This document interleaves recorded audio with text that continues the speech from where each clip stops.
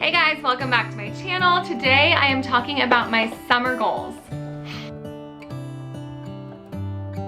If you've been here for a while, then you know that I like to share monthly goals in 4 different areas: parenting, family, homeschooling, and a personal goal. And these just help me keep some areas of focus in check versus trying to do everything all the time.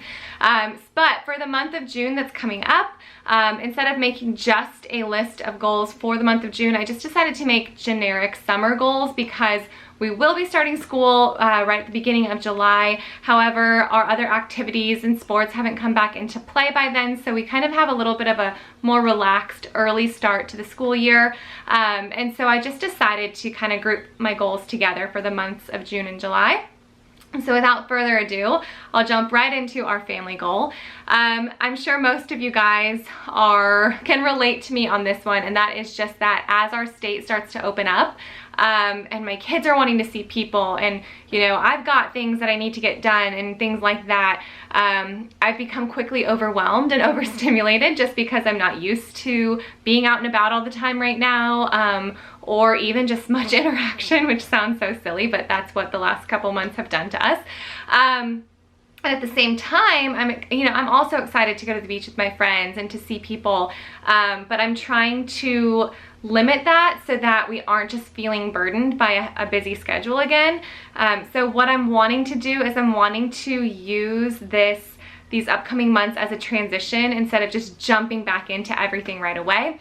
And so my family goal is just to really enjoy some focused family time and kind of ease back into routine. That being said, I want to talk about today's video sponsor because this really goes hand in hand with what our family goal is for the summer. Today's video is sponsored by Adventurous, which is a kids scavenger hunt adventure. You can either have an at-home adventure or, depending on where you live, you can do a neighborhood adventure. My kids did the at-home adventure, The Abandoned Astronaut, and they had such a blast. So I'm really looking forward to sharing a little bit more about how this works with you. So once you pick your adventure, you receive your puzzle kit in the mail in a couple of days, 2 to 5 days, and your puzzle kit will include a map and all sorts of puzzles to solve. And when you're ready to start the mission, you text the confirmation code included in the puzzle kit. Then you'll receive your first correspondence, and then you complete the missions to uncover each clue. This was really fun. My kids had no idea that there were going to be so many different ways to solve these different clues. So they would text a code, and then they'd get kind of like a riddle back, and they look at the information that they had received and figure out which puzzle they had to complete. Kind of similar to like a digital at-home escape room. It was really, really fun for them. All sorts of different puzzles, from solving riddles to this cool color-changing clue that revealed itself in the freezer.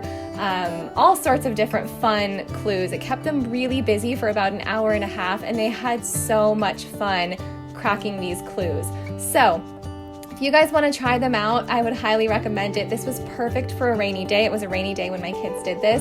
They have kindly offered a 10% discount code to my subscribers, so the info for that is in the description box below. There's a few different scavenger hunt adventures for you to choose, so pop over to their website and see the different options, and let me know down below if you guys end up doing one and how much fun you guys have. Thank you so much, Adventurous.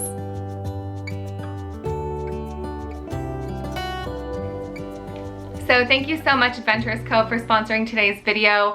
Like I said, it really goes hand in hand with my goal, which is just to enjoy our time at the house, balance that with time outside of the house, and ease back into our routine. I really appreciated all the family time we got during March and April and May, and I don't want to miss that. And I kind of was worried about that during the quarantine.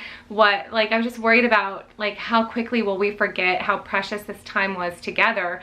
And so even on a rainy day playing board games, or on a sunny day being in the pool together, I just want my kids to have me in that way that they got me during March and April.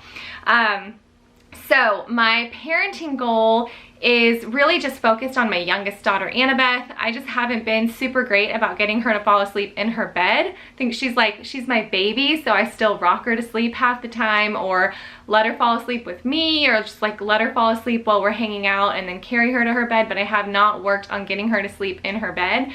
And that will take a while, which is why it's perfect right now for June and July to just, you know, work on getting her to fall asleep in her bed. She's not afraid of it whatsoever.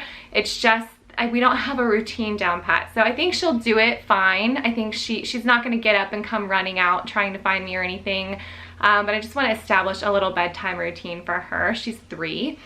My personal goal, I'm a little nervous about this one. I signed up for a 100-mile running challenge. So in 30 days, in 1 month's time, I'm supposed to run 100 miles, run or walk, although I'm hoping to run it. It works out to being like, well, I think it's like 35 days, but it works out to being less than 3 miles a day, which usually when I go for a run, I'll run 4 to 5 miles.